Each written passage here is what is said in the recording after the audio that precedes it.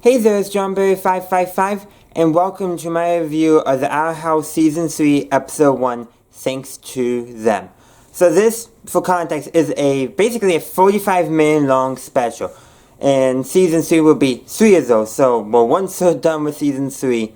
It's kind of sad that we're not getting a full season, especially because how they did the intro does kind of show all the adventures that we missed out on because of Disney executives' choice to cut the show short because it wasn't fitting the Disney brand.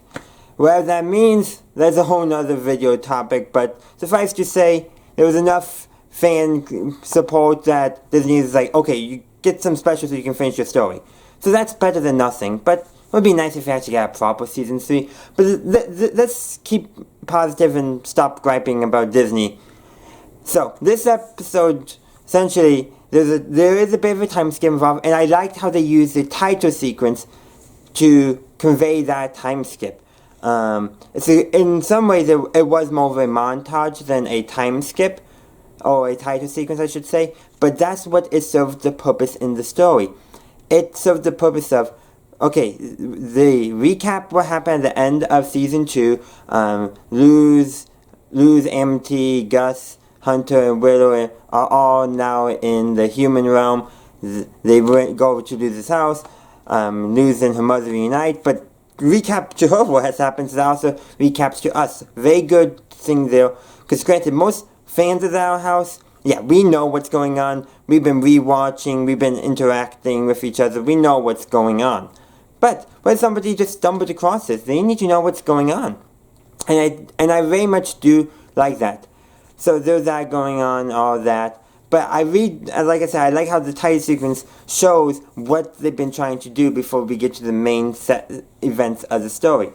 So Luz is going, and the title sequence ends with Luz going to school, and that's how the episode in the present, I guess, picks up. Going to school, it's around Halloween time, which makes sense for when the episode came out. Came out last week, took me a while to collect all my thoughts, and to actually have some time to figure out what I wanted to say and record it, which is what you're watching right now. So essentially what we figure out is two things going on. One, all of Luz's friends from the Demon Realm, yeah, they're not going to human school, but Luz is going to human school, makes sense. Though I'm surprised V isn't going to human school because, because before Luz came back, she was taking Luz's role in society for a while. But we also see her, she gets her own look. Not like Luz-inspired look, but like truly her own look. Which does make sense, she's her own character. Sure, she got there by taking Luz's role in the human realm, but that's not who she truly is as a character. Okay, we don't get a lot of her, but what we do get is pretty awesome. Like, there's a scene where they're using an app to learn Spanish. She's getting it down pat, probably because she's had a lot more practice than the rest of the gang. But what's even greatest about the app, the funniest thing, is it's basically a parody of Duolingo. And if you don't know, but the Duolingo Twitter account has literally retweeted and tweeted stuff related to the Our House. Yes, I am not joking. I think a big reason why the Duolingo Twitter account has done that is because their logo is an owl, the Our House hootie. I mean, literally. It is good engagement, I would say, on the platform. But so it also makes me think that somebody working at Duolingo in the social media department likes the Our House, because otherwise, I don't know if it would have been brought to their attention, but it's just one of the weirdest things, and here they go and make a call out to Duolingo in the Our House. I think it's just amazing and great. But yeah, but also doing all that too, they find something hidden in essentially the old shack where the portal used to be located, till it doesn't open anymore. But so they've been looks like they turned it into essentially a clubhouse. I would like to see more of that. Well, I guess the Morning Mark comics will help us fulfill our needs while we're not getting other canon stories, because they were always canon until proven otherwise. But yeah. But they find in their Flapjacks looking for something, which, given what we have suspected about Flapjack, he was probably Philip's brother's Caleb's Powsman. That's what we pretty much were thinking. And so the theory that lots of the fans had was that, yeah, Flapjack would have been, is an old talisman, so would know some of this stuff. And all that. A lot of these theories are pretty much, if they weren't confirmed in the last episode in season 2, they have been pretty much confirmed now in this episode. But he's basically looking for something, empty trips, and finds it. We learn later in the episode, it's basically a puzzle, and a rebus, I think is the term they use, but essentially a puzzle, and what they're able to find from it, well, I'll jump ahead and spoil it for you guys, but essentially it's like, potentially where they could find some Titan's blood in Gravesfield, which is kind of fascinating when you really think about it, but yeah. But they decided to keep it hidden from Luz to not get her hopes up. I'm kind of thinking maybe they should have, because I think Luz needs some hope, and I don't think she really gets it until the very end, which I'm going to talk about later, because there's a lot to talk about there. So yeah. So while Luz is in school, as everyone else knows, they're trying to figure out what. They go to a magic store, they go to the zoo, and yeah. And there's literally a line where I think Gus says, "I see why we banished them," referring to how way back in season 1 of Our House, Ida mentioned that they banished giraffes to the human realm. Which means they know that, besides garbage, they know how to send things there, but not people. So that means, at one time, travel between the two realms were much more common. Something interesting to note. But yeah. So, and eventually they end up at the Gravesfield Historical Society. So if you remember from season 2 when Luz had built that not proper portal, so was able to only essentially project herself into the human realm. And you had Jacob Hawkins, I think was his name, that character who, was essentially a conspiracy theorist. Yeah. He's been fired there, and the character who the fans used to call Goth Girl, Marsha, is there, and they basically state that Jacob was fired after he attempted to alter the exhibit, and then they cut to a shot of basically a cardboard cutout of Jacob that glorifying himself. So yeah, you can see what's really going on there. But also during this, V's blushing. I wonder what that means. But yeah. And we all know what blushing Jen means in the Owl House. It happened with Luz and Empty. Has happened with Hunter. Haven't seen it happen with Willow yet, but we've kind of seen she's definitely very supportive of Hunter and a little bit of flirting, but no blushing yet. But she may not be the kind to blush. Something to consider. So us off as fans as we speculate about things like this. But yeah. So, but that's where they find out that when they figure out what that Erebus actually means and that Titan's blood, that's where they all figure that all out. And also what they figure out is one of the other drawings on that is a map of old Gravesfield. So that's pretty interesting. But during all this too, we see, Luz is at school, all that. So I should state that Hunter has stayed behind. He's not going on the search with him, because the thing is, him and Gus got basically into a Star Wars, more of a Star Trek rather than Star Wars, but still probably a little bit influenced, but basically a Star Trek parody show. I forget the exact name, but it gets very much into it. But the thing is, with all that dialogue, it pretty much confirms this. Gus knows that Hunter is a Grimwalker. He literally, when introducing Hunter to this franchise, this fictional franchise, it points out how one of the characters is a clone. And literally there's another line where Hunter's talking but states that he thinks that the captain knows that the chief engineer is a clone. And then the camera goes over to Gus. I wonder what that means. Not to mention later on, when Luz in the Life and Death scenario reveals it, Gus doesn't react. So I'm pretty sure he knows. But yeah, during all this stuff too, Hunter thinks he's seen Bellows, which, unsettles him a little bit, which, yeah, we know that a glob of Bellows did go into the human realm. Not to mention there's a scene where, there was an accident and a deal, but a little girl was saying it wasn't a deal, it was a monster. So that actually does remind me of another Morning Mark comic. He must have some secret insight to the writing team. He must. to get something so eerily close, but changes just enough so it's not quite correct. It's amazing how good his comics are, but enough gushing about his it could be her or they. I don't know. We don't know. I think we all just assume a he, based on the profile pic. But that's neither here or there. We're actually talking about thanks to them. But yeah, I've talked so much. Where was I? I've actually lost my train of thought. Oh yeah, I had talked about Bellows. So basically when Luz gets back from school, she and Hunter go looking for Bellows. And they don't find anything, just a rabid rat, so there is that. But, and Hunter has a good cry, Luz tells him that he's family and all that. But as they're heading out of where they are, Hunter's shadow looks more like Bellows' shadow. And if I know anything from Star Wars, sometimes shadows do very much mean things. After all, one of the posters from the Phantom Menace had Darth Vader's shadow by young Anakin.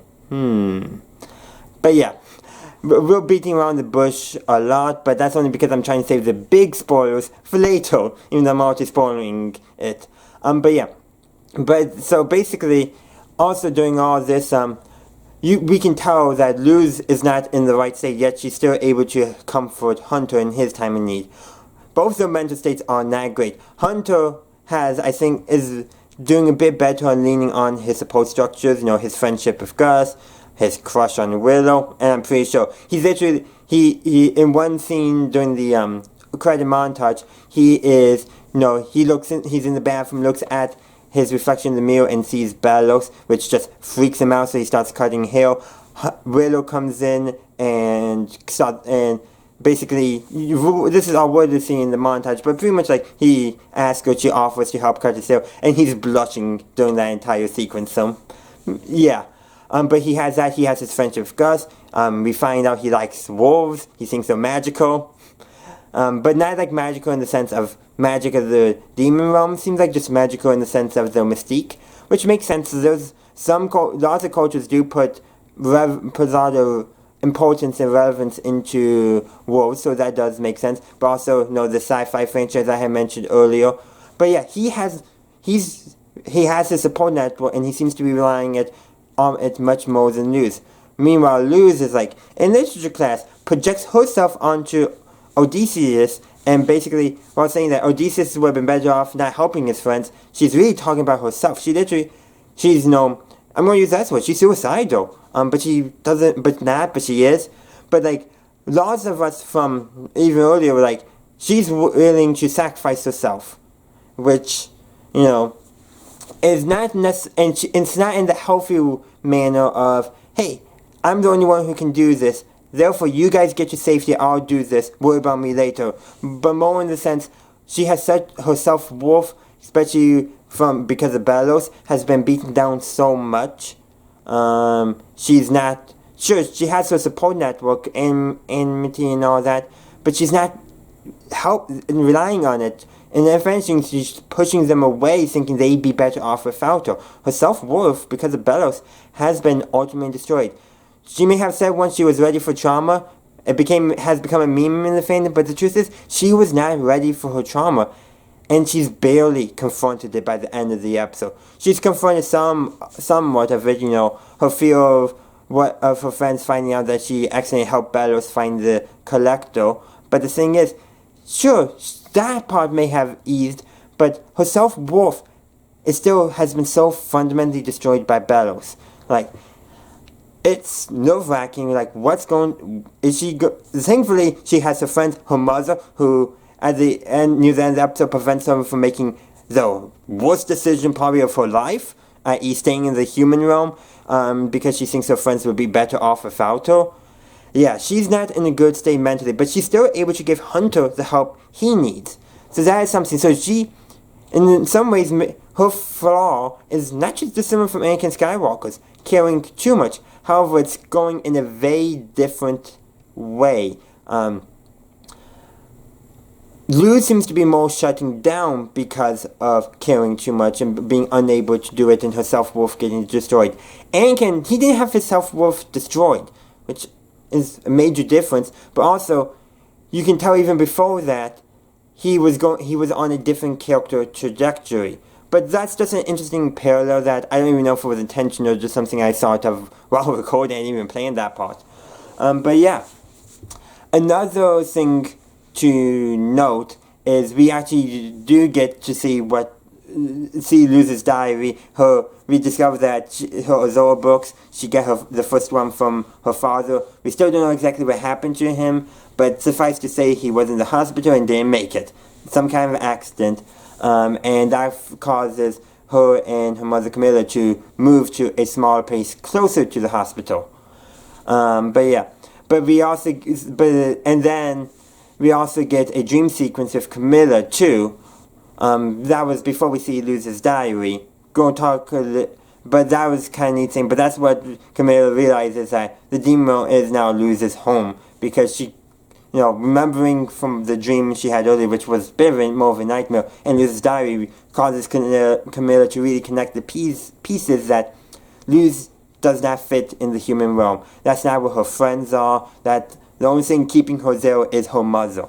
And I think that's something Camilla does come to realize. Which is also why, to prevent Luz from making that stupid decision to stay in the human realm, she says she's going to go with Luz to the demon realm, at least to defeat Bellows. And who knows how much longer. But yeah, Rhys does stay behind, but we're getting there. That's getting ahead. But the thing is, during that that dream sequence Camilla has, she sees Luz at a different age. How she's kind of always been apart from the rest of everyone around her. And Camilla, it paints a very different picture than we had previously, because we're seeing this not from Luz's perspective, but from Camilla's perspective.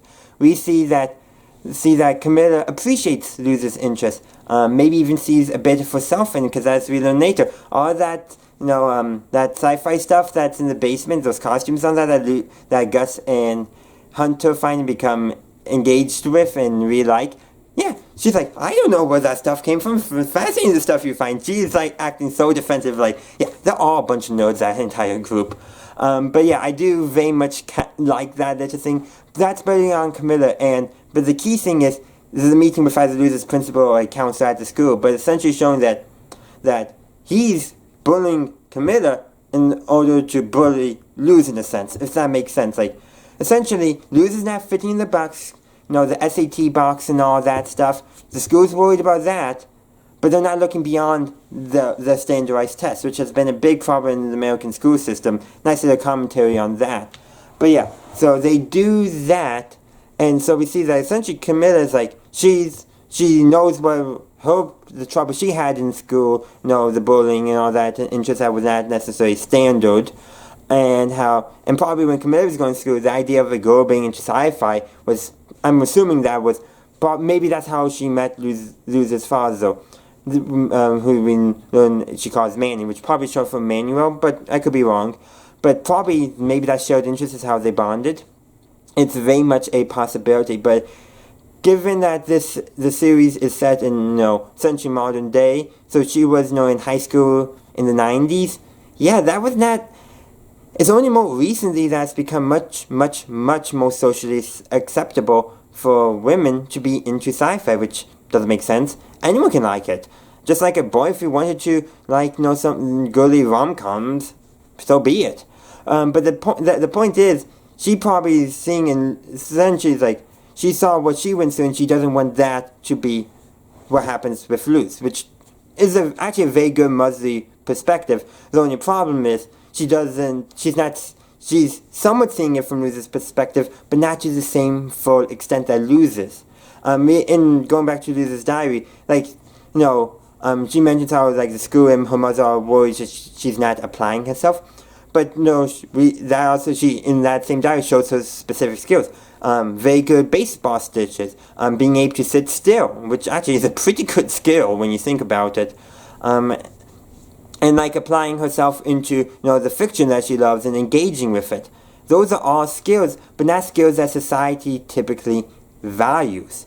So it does kind of make... So this is all putting Camilla's actions in Season 1 into context, but also explains why she realizes that the best choice for Luz is to go with Luz back to the demon realm with Luz's friends. That's what she realized. That's her character arc in all this. Yeah. Oh, just, I guess, so this here, but when they were going around town trying to figure out what that rebus it was, yeah, they go to a library, and Amity's not familiar with apparently how a human library works. So yeah, but like twice in this episode she falls on her face, and it's just so adorable, really, But it does kind of go back to how in a season 2 episode, the episode with the bonus blah, how she tells Luz that I think it was that episode, could be wrong, but she tells Luz that she's as cool as Luz thinks. Yeah, this pretty much proves it. But yeah. Let's see, did I miss anything important before the final scene? Yeah. The hints of what Luz's powers may be. Man, there's a lot of stuff in this episode to make us think it's a snake. So I don't think it's going to be a snake. I think it's going to be somewhat of a misdirection. Now, that doesn't mean it couldn't be something snake-like, but I wouldn't be surprised if there could be some misdirection going on. Just because it's been done before in the house where they've given us misdirection. But then again, Flapjack was sitting, spoilers, was sitting on a tombstone in one of the promos. And yeah, Flapjack didn't make it out of this episode. I'm spoiling it, I'm sorry. But yeah, so it could be a snake, it could be something else. So it's still up in there. I'm still leaning towards something like a platypi, It's a mammal, but it's a monotreme, so it's not a standard mammal. I mean, that would fit Luz. She's a human, but she's not like the rest of the humans. So a platypus would be a mammal, but it's not like all the other mammals. It would fit her character so much. Or it could be an otter with a dark side. And what's a snake but an otter with a dark side? Okay, I don't know if that's true or not, but I had to throw that in there because I like that joke. But anyway, so the final scene. So there's a haunted hayride going on. And that's actually where we learn about Philip and Caleb. I really do like that. Marsha's telling the story, and what they tell is essentially what a lot of us fans were expecting. Philip's older brother Caleb meets a witch and goes to the demon realm. Philip goes after it. And what Marsha says is essentially what pretty much all of us think. Caleb got a witch girlfriend, Philip became jealous. And that's pretty much what we expected. But yeah, I just like the looks that Hunter and Luz gave each other during this story, and actually all of them really, but especially them, because they're all putting those pieces together. So like, because now I don't know who else knows that Philip and Bellos are the same. I'm pretty sure they all know by now. But yeah, but what's interesting is from what that reveals is when Philip was planning going back to the human realm, he was wearing his brother's clothes, probably because that's all that fit. But that is quite interesting. And of course that jagged knife that we've seen in other episodes of Our House, I'm thinking that was Philip's, because he had that, well, it's not a proper flashback because we don't get to see the events, we just get to see silhouettes, cardboard cutouts actually, of it, but it's that same jagged knife. So that jagged knife might be Philip's, Belos's, which is just so weird, but it was a running gag and they brought it back in such a subtle way. I don't know if anyone else has pointed it out or noticed it. But yeah. And we learned that the witch that Caleb meets is named Evelyn. Evelyn. Ida's actual name is Idalyn and her mother is Gwendolyn.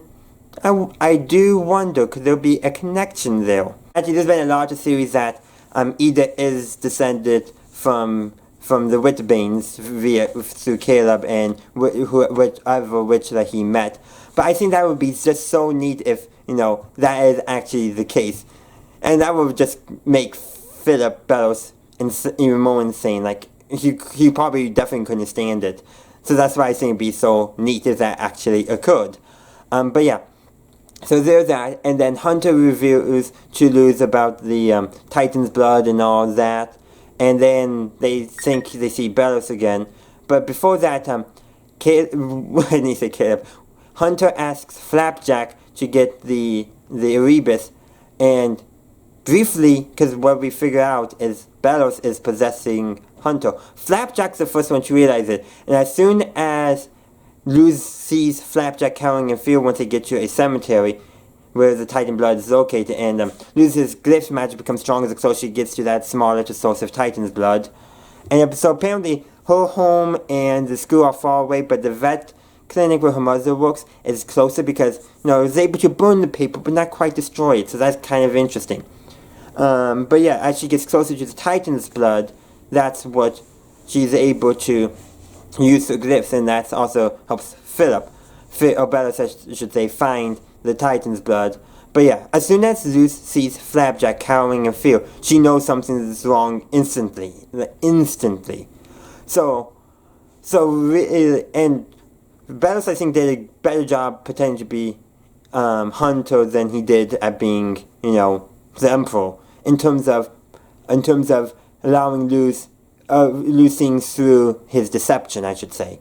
But still, as soon as she sees his Flapjack, she realizes what's going on, and yeah. So she is picking up on stuff.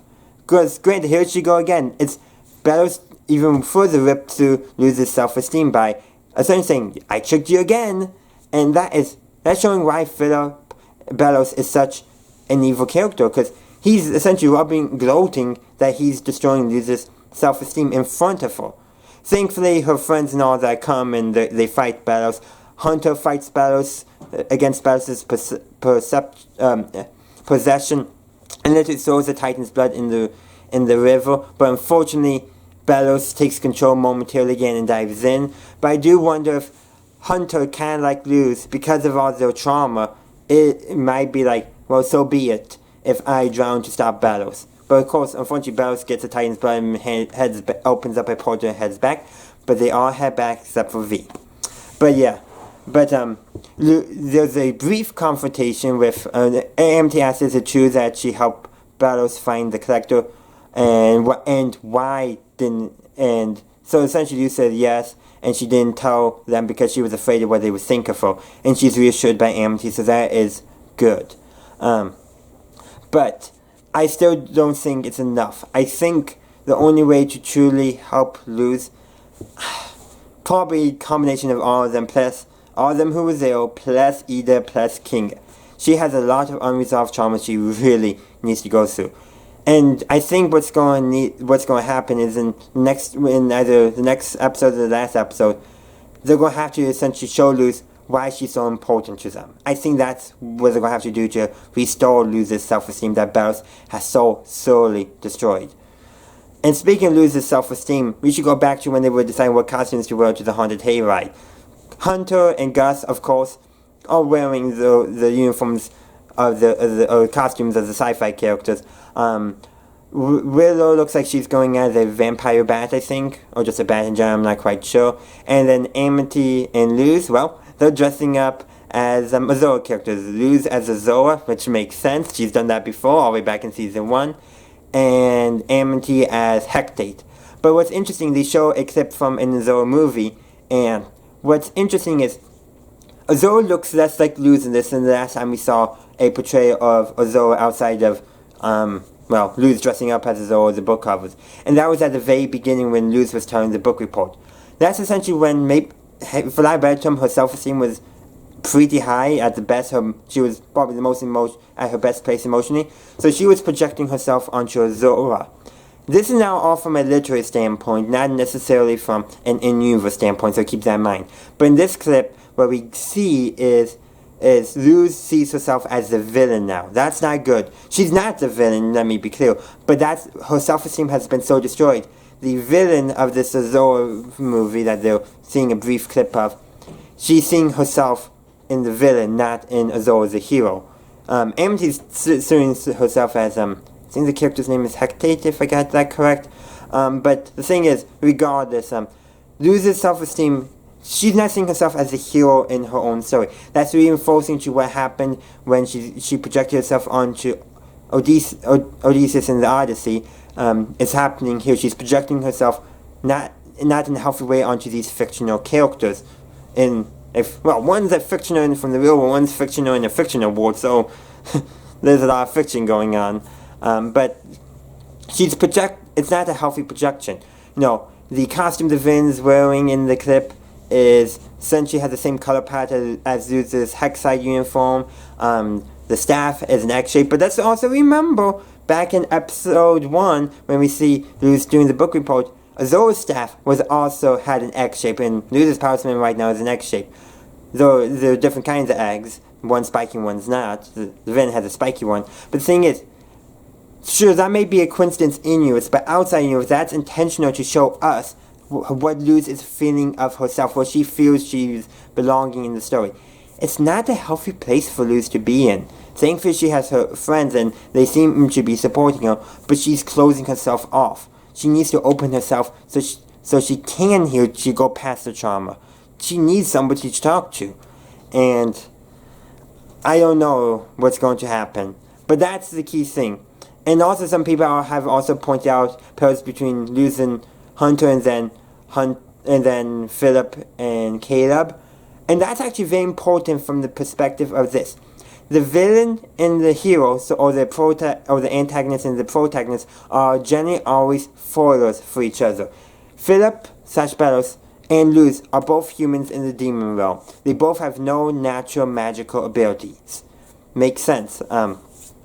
Hunter and Caleb, well, they're both, again, they're not rich as either, but they are much more a part of that world, in some sense. In some ways, probably what it really is, Luz needs to realize she's more like more like Caleb than she is like Bellows, or Philip, I should say. And that's going to help her mental state. But those parallels between Luz and Bellows, they're 100% intentional.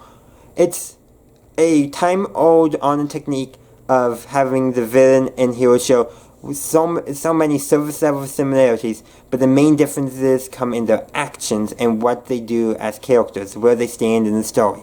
Granted, Luz does need to realize that herself, that she's not the villain in all this, but she's starting to see herself as a villain, not because she's doing bad things, but because the consequences of her actions are not necessarily always positive. No, sure, she did get the important lesson that the bowling alley is not a fairy tale world, but she's still very much, if she's seeing herself making things worse for her friends, and that's not good for her mental health, and it's really hurting her mentally. And Bellows has been exploiting that, really, her kind nature.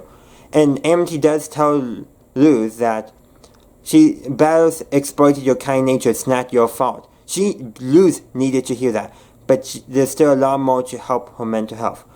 Perhaps, I think the best way, really, is for her to learn more about Caleb and start relating to Caleb. See herself in Caleb. Because I have a feeling most of the glyphs, I have a feeling Bellows did not learn a single glyph himself. He probably learned them from his brother and from Luz. He probably, except for probably glyph combos, yeah. He probably not learned a single thing himself. He probably just was taught it by somebody else. I'm predicting that right now. So what's going to happen next? Honestly, I don't know, but I think it's going to be very interesting, and I can't wait to see what happens. Now, we got a couple months to wait, but you know what that means? Lots of speculation, lots of fan series. But there's a few other things I would like to take a note of. We have the closing credits, which is a bunch of concept art. Looks like they're watching Hocus Pocus in one of them, and the concept art images, and yeah, obviously stereotypical witch portrayal. But yeah, there's also, they'll go into a movie, everyone's fighting, but V is just chilling in the background, which is just amazing. And speaking of V, at the end, she literally says that Camilla still has the car keys, because V is going to stay behind, essentially, to briefly process Camilla, to let them know that Camilla is going to visit her abuela, basically one of her grandparents, I forget which one, because of my Spanish, muy terrible. Okay, not that bad, but it's pretty terrible. But yeah. So she's staying behind. What's going on? But we do get a scene where she and Marsha look to be going on a date, which is just so amazing. I mean, it's a ship that people were making before we even knew Marsha's. Yeah, I think I'm pronouncing that name. When we were just calling her Goth Girl before we learned their pronouns. All that was going on. So it's very interesting to see. And also, a lot of us suspect that Marsha knows that V is V, because probably has access to a lot of Jacob's stuff that he left behind at the Gravefield Historical Society. I'm pretty much predicting that. And she's going... and they're going to be into V being a basilisk. I'm just predicting that right now. But yeah. And there's so much more I probably could discuss. There was so many other sorts of things I wanted to discuss. I'm trying to remember them right now. Let's just go back to the opening sequence with all that. There's a scene where they do try to get a portal working. They're using Texan Hold'em cars. They're using the powersmans to generate electricity by running. The Gus's just goes up and doesn't run. But it's a chameleon, so that's what happens. But they are actually able to briefly open a portal. It just doesn't stay stable for. It's even less stable than the portal that Luz had created in that one episode in season 2. So that is something kind of just to take note of. But yeah. Let's see. I already mentioned how Hunter was revealed by Luz to be a Grim Walker granted that was after him and Bellows possessed Hunter, dove into a lake and almost drowned. Thankfully Camilla dove in and saved him, though that probably didn't help Luz's mental health because, she'll blame herself probably, but, I have a feeling Camilla probably might be a bit more skilled at swimming. I'm just going because she dove in instantly. Everyone was like, what just happened? And she just took action right away. So there is that. Maybe she had a summer job once as a lifeguard. I don't know. But telling Luz that would probably be good for Luz's mental health regardless of truth. But yeah. But essentially, someone said call it ambulance. Rhys says they don't have a signal. And somebody might have been aiming to, do they know about which inanimate? Oh, can't remember, I forget which one. But then Luz says, Grimwalkers. But yeah, would the people in the human realm know what to do? Probably not. So that's how that is revealed in a moment of life or death. And I hope Hunter will understand that when he fully comes through. So unfortunately, he has a lot more scars now because of Bellows' possession. And Bellows grew his hair back out. Hunter looked better with short hair, in my opinion. But yeah, so much did occur there, but they all go in. Now, to answer this question, Luz does have her egg powersman with her. It's probably in her pouch or in her Zoa hat. Let's be real, or Camilla has it. But, she has it. We didn't see the Hexai gang bring their powersmans with them, but they have them. So, Luz has her powersman. There's no doubt about that. So I do wonder, is he either going to try to steal him some more powersman wood so Hunter can have a new powersman now that Flapjack gave his life to save Hunter. Essentially, that was the only, which is an interesting parallel between Hunter and Bellows. Bellows consumed powersman against the powersman's will to keep himself alive, to strengthen his hold over magic and all that. But Flapjack willingly gives himself to save Hunter. Granted, Bellows tries to kill Flapjack, and during that he says goodbye, Evelyn, which indicates that he sees Flapjack as the last remnant of whatever was whatever brought his brother to the demon realm. So that is something to very much. And finally, and he actually for once states that they would thank him for saving their souls. So that also sounds like we're going to explore more of his Puritan-held beliefs around witches and all that. Which there's a whole lot of historical stuff we can bring in, and not just the Salem witch trials. But the Puritans are, especially in America, they're an interesting bunch. In some ways, they did have some good ideas, but in many ways they were like, well, you don't fit in, you must be a witch. There was some pretty crazy stuff going on there. But yeah, it looks like we are going to explore that a bit more potentially, based off of that line about saving souls from Bellows. So it's very much interesting to see what's going to go on. So I can't wait to see what develops there, but man, we got a hiatus and hopefully we can manage it. I believe that is all I wanted to talk about. I already talked about how, let's go back to that parallel between, I already mentioned the surface level, but remember how we talked about earlier it would be healthier for Luz to see herself in Caleb and not Philip? So it would be good for Hunter's mental health too, but I think with the setup of Flapjack saving Hunter sets up that the quote-unquote dynamic is not right there.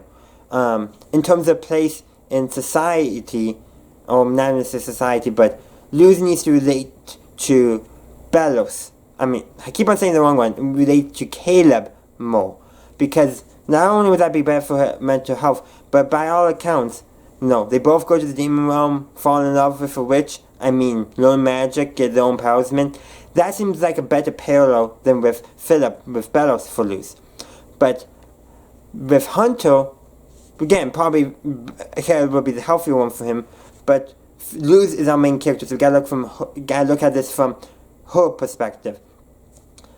And if Hunter's true parallel is not Caleb, but Bellows, that does make some sense. The true parallel. Not that he's a foil. Bellows is still Luz's foil, because thematically that's what it has to be. But in terms of story parallel, like who they represent in the story, Luz probably better is the modern day interpretation of Caleb, while Hunter is the Bellows who made the right choices. If that makes sense. Or in terms of placement in events, not placement in the story. Literature classes are weird. I BS my way through once. Because that Talisman connection, Hunter has basically he's Paul Talisman now, effectively, just like Bellows. Talisman magic running through him, keeping him alive, etc. But it was because his Talisman willingly did that. And I think that's a key difference in showing why our generation heroes are better versions of not their past selves, but the past generations. Because let's be real, we could so easily do if I'm Dana Wendie, she could probably write and do a series set back when Philip and Bellows were in the demon realm. That would be one interesting story, I'm sure. Just like, when Ida and her generation were in Hexside, that would probably be another great story that they could do. And I'm kind of saying that one episode was a backdoor pilot, but I'm going to go back someday and actually review each episode, so stay tuned for that. That's probably going to be a couple months in the works. So yeah, I do believe that covers most of the thoughts I have to say for this show. And my closing thoughts are going to be, it was great. Lots of feels, emotions, tragic developments, but also some happy developments as well.